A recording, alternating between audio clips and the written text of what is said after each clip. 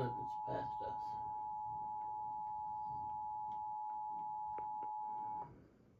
The National Weather Service in Milwaukee-Sullivan has issued a severe thunderstorm warning for eastern Columbia County in south-central Wisconsin, northeastern Dane County in south-central Wisconsin, northwestern Dodge County in southeastern Wisconsin until 12:45 a.m. At 12:08 a.m., a severe thunderstorm was located near Marshall, moving north at 70 miles an hour.